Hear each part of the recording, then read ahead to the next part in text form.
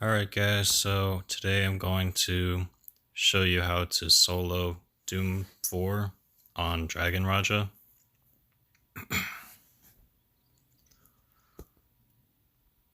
And what I've found is that it's actually easier to solo it than do it with the group, because the bosses, they actually scale pretty hard in Doom 4 when you have a full group.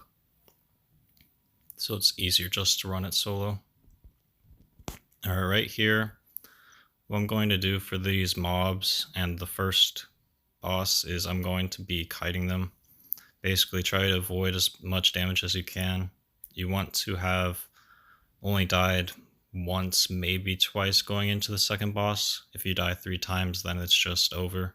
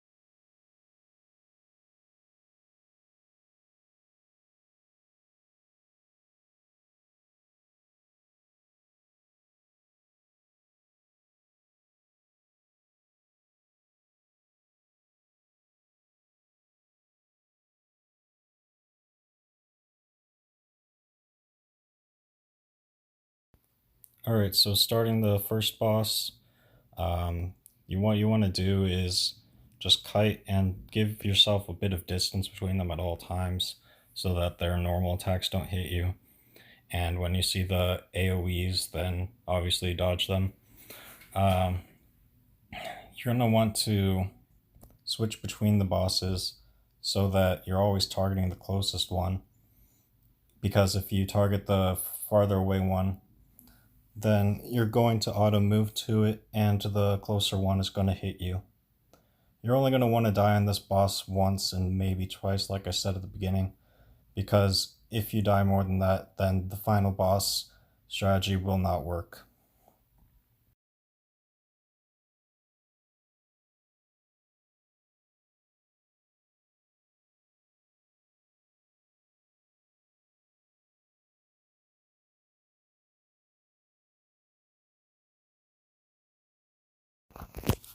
Okay, so here I died. That's okay.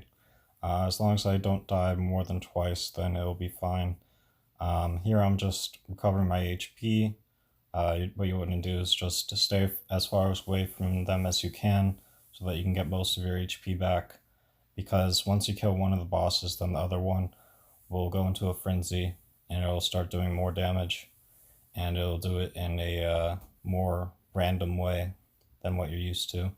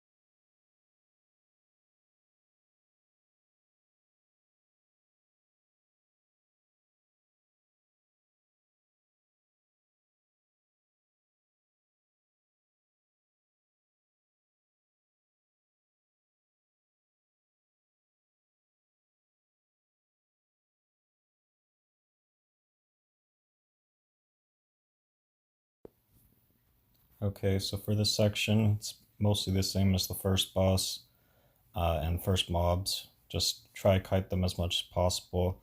Here I'm using one of my EX skills because you don't really get a chance to use it on the first boss or the second boss.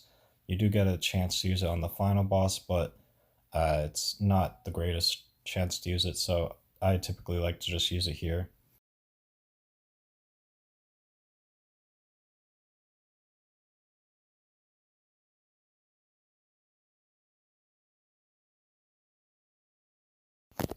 Okay, and going into this second boss, the only things you need to know are pretty much the same as the first boss. You keep a good distance between you and the boss, so you constantly are dodging and making sure you have a minimum distance between you and the boss. Always stay in your ranged form if you're an assassin, and he has this move where you'll notice that you're stunned and your HP goes down extremely fast. Sometimes you can notice it in time to use one of your immunity skills, but other times it might just kill you. In my case, for this run, I actually got hit by it before I noticed, and luckily I had enough HP that I actually survived it, but I did end up dying on this boss one time.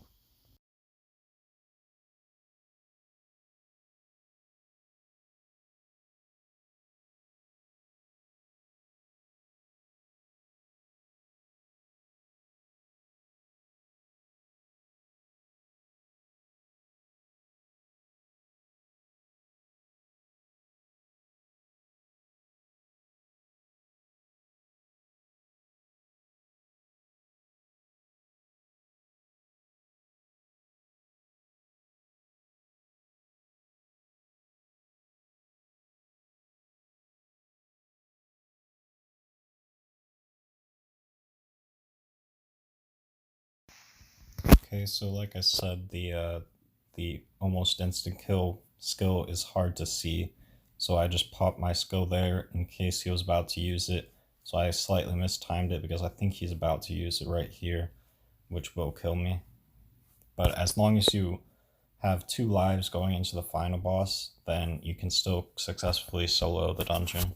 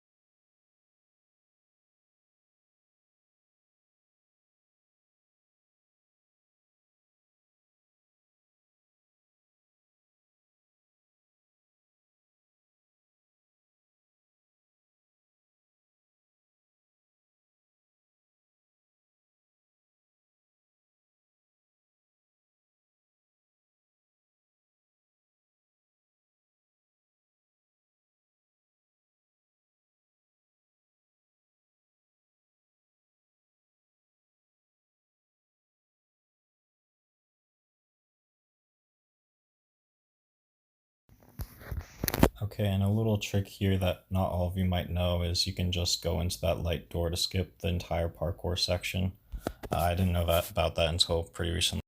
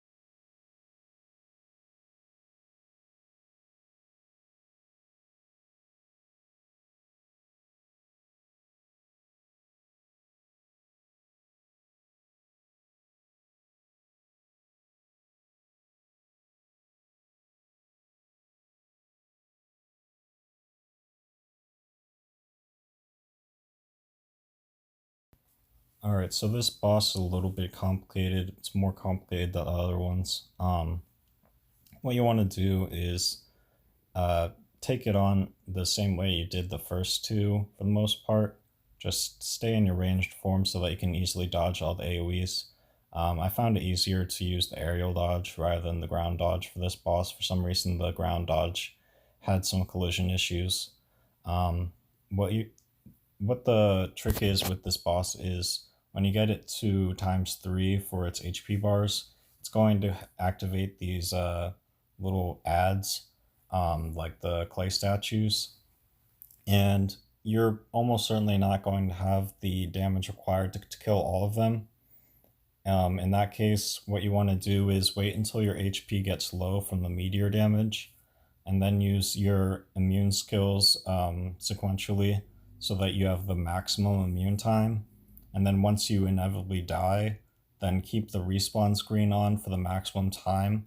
And what that'll do is it'll make the meteors go away, and then when you respawn, you can fight the boss like normal again.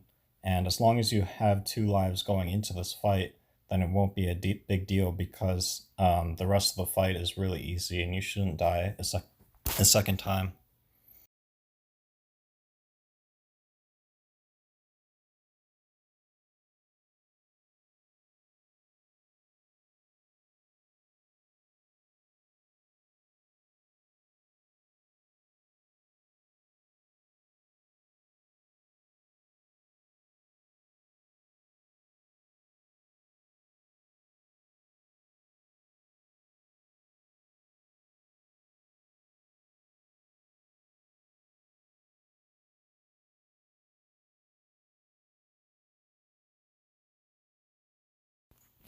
Alright, so here I'm getting my HP up again, and the meteors, they already stopped falling.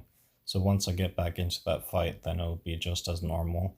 The only other scary thing about this boss is when you get it to times 1 HP, then it'll have a shield, and you might have the DPS to break it, you might not. If you don't, it's not a big deal. As long as you have an immunity skill, you just watch the timer. When it ticks down to around 2 or 3 seconds, you pop your long immunity skill timer, and then it should it should have enough time so that when the boss uses his insta kill skill, then you'll be immune to it, so you survive, and then you can just kill it at that point.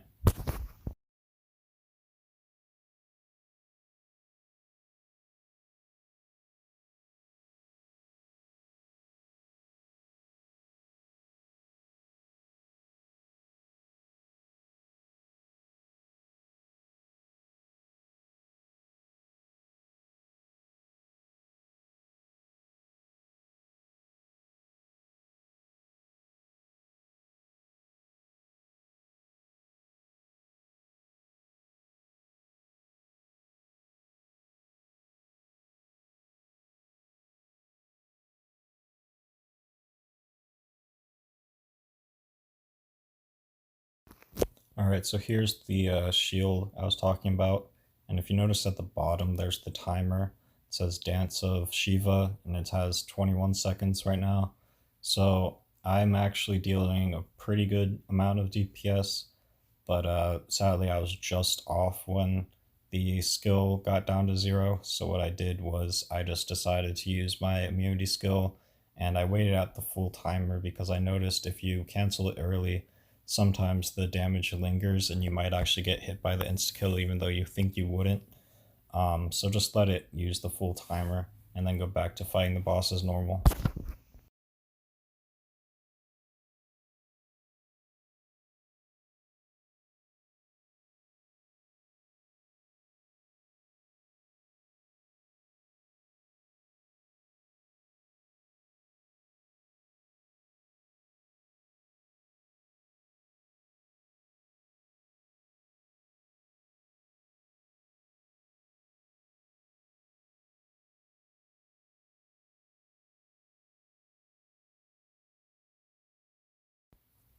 Alright, and that's it. that shows you that you can solo Doom 4, and in my opinion, it's actually easier than doing it in a group. So there you go, there's your proof, there's your guide. Have a good one.